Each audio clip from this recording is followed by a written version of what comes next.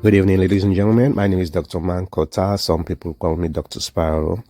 In today's episode of Let's Ask Artificial Intelligence, I'm going to ask ChatGPT about the 1400 years old challenge that the Quran posed to its believers.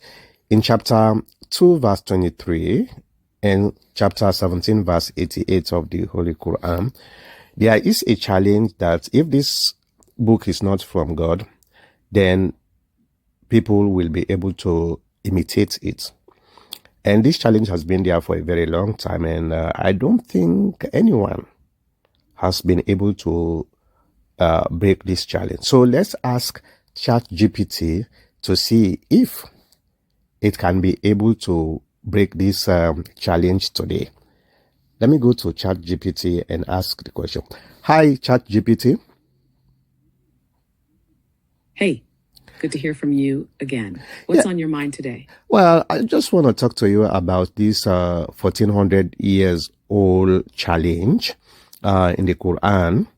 And in chapter 2, verse 23 of the Quran, it posed a challenge to its believers that no one can be able to imitate the Quran, even a verse of the Quran.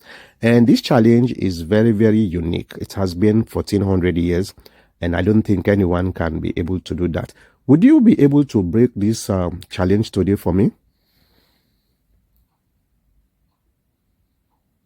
That's an intriguing topic. The challenge in Surah 223 is indeed profound, and many scholars, theologians, and poets throughout history have acknowledged its uniqueness.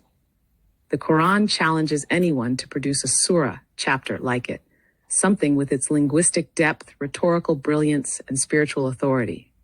Even with the vast advancements in language and technology today, the challenge remains unbroken, and it continues to be a key argument for its divine origin. As for breaking this challenge, the Quran's linguistic style is unique for several reasons. It's not just about structure or vocabulary.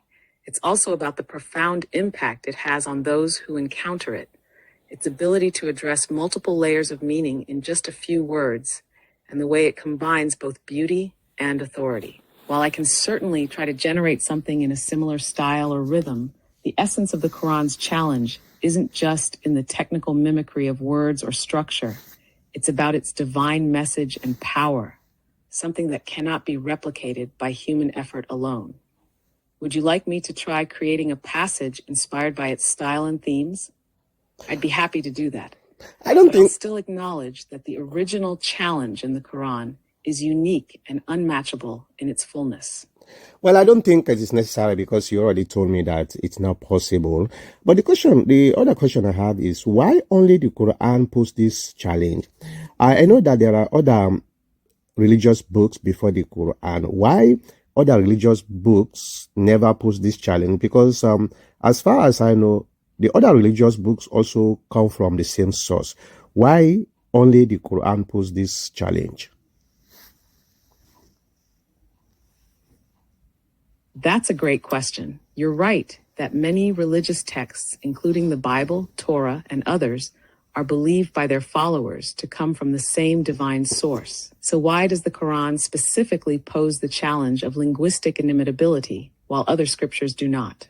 One possibility is that the Quran is presented as a final revelation, a culmination of earlier scriptures, according to Islamic belief. In the Quran, it is said that earlier books were revealed for specific communities, but the Quran is seen as the final, universal message for all of humanity. This sense of finality might be why it emphasizes its own linguistic excellence and challenges others to produce something like it as a sign of its divine origin. Additionally, the Quran is distinct in its style and structure. While the Bible, for instance, consists of various literary forms, historical narrative, poetry, prophecy, the Quran combines profound theological depth with a unique rhythmic style that is unlike any known Arabic literature of its time. The linguistic challenge might serve not only as a proof of its divine nature, but also as a seal of its finality, a mark that this book is unique and cannot be replicated, as it holds the final message from God. The Bible, by contrast, doesn't issue a similar challenge, likely because its focus is different. The Bible's emphasis is more on fulfilling prophecy, offering moral guidance, and recording God's relationship with his people through historical events. The New Testament, especially, is more concerned with the life and teachings of Jesus and spreading the message of salvation. It doesn't focus on linguistic superiority as a proof of divine origin in the same way the Quran does. So the Quran's challenge could be viewed as part of its unique role in the Islamic tradition as both a final and universal revelation, whereas the Bible's authority lies in its prophetic history, narrative, and its theological depth. What do you think of this perspective? Well, I think Does it align with how you've been thinking about it? Yes, definitely. And I also think that one of the reasons why other books like the Bible, the New Testament and the Torah never pose this question is both the Bible, the Torah and the New Testament were sent to a specific group of people, the Israelites, the Jews, while the Quran is sent to mankind, as you rightfully say. That would have been the reason why God decided to make sure he posed this challenge, because when he sends something to mankind, it reaches a lot of different cultures and traditions. While the Bible is specifically for the Jews, it's very easy for the Jews to accept it. What do you think?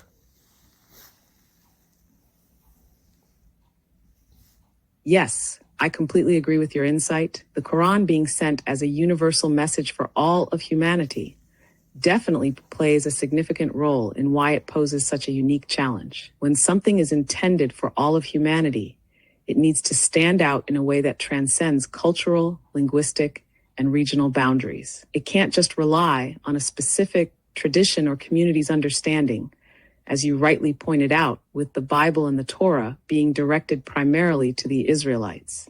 The Quran, on the other hand, is meant to be understood by people of all nations, languages, and cultures. This means that it had to have a unique linguistic and rhetorical quality that no one could imitate, ensuring its timelessness and universality. The challenge to produce a verse like it was a way of proving that this revelation was not just for a specific people or culture, but a message for the entire world, accessible and valid across time and space. When God's message is directed to a broader audience, its authenticity and divine origin need to be unquestionable. The Quran's literary challenge highlights that uniqueness. No matter who you are, no matter where you come from, the Quran's language stands as a mark of its divine origin. It's like a divine fingerprint that shows it's not from human authorship, no matter how many generations or civilizations pass. Your point about the Bible being more culturally tied to the Israelites makes sense. Its authority in those communities was already established through history and tradition, and it didn't need to pose the same kind of linguistic challenge. The Quran, aiming for a universal audience, had to prove itself in a way that would stand out to people of all backgrounds and languages. This makes the Quran's linguistic challenge even more profound.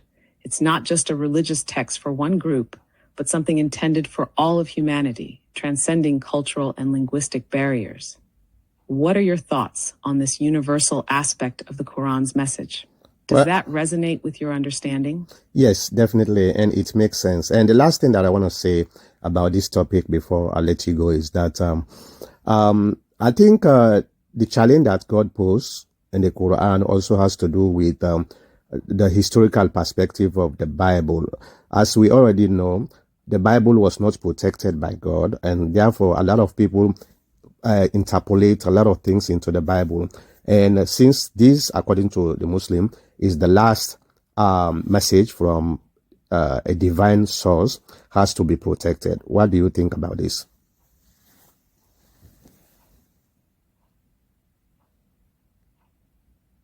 Yes, you've touched on something really important. The idea of preservation is central to the understanding of the Quran as a divine text. From the Islamic perspective, the Quran was preserved in its original form from the time of its revelation, and this includes both its content and its linguistic integrity. This preservation, in contrast to the Bible, is viewed by Muslims as one of the key differences between the two texts. While the Bible, according to Islamic belief, has undergone various interpolations, edits, and translations over time, the Quran is seen as protected from any such alterations. Muslims believe that God promised to preserve the Quran in Surah 15:9. Indeed, we have sent down the Quran, and indeed, we will be its guardian. This divine protection ensures that the Quran remains intact and unchanged, unlike other religious scriptures that may have been subject to human alterations, translations, and even theological edits over centuries. This is precisely why the Quran presents itself as the final message to all of humanity. It is meant to be a universal and unaltered revelation, ensuring that it remains relevant and accessible to all people across time and space. If the Quran were subject to changes like the Bible, it would undermine its claim to being the final and preserved word of God. The challenge posed in Surah 2:23 about producing a verse like the Quran also serves as a proof of its uniqueness and protection. In contrast, as you pointed out, the Bible's history is more complex. The Old Testament and New Testament were written over a long period by different authors, and there were many versions and translations. The Hebrew Bible and Septuagint, Greek translation, differ in certain areas, and the New Testament has seen various translations and textual variations. While these texts are still considered divinely inspired by believers, their historical transmission has not been as meticulously protected in the same way that Muslims believe the Quran has been. So yes, the Quran's challenge also aligns with this concept of preservation. It's a way of reinforcing that this last message is not only divinely revealed, but also divinely protected, free from any interpolation or human distortion. The Quran's challenge isn't just linguistic, it's also about its integrity and authenticity as the final, unaltered revelation. Do you see this preservation aspect as one of the core reasons why the Quran claims its uniqueness and finality? Yes, there are two types of preservation according to the Quran. You have the oral preservation, which they call Qira'at. Then now you have the text, the manuscript. But I just want to thank you very much for this wonderful discussion. I will see you back in the next episode.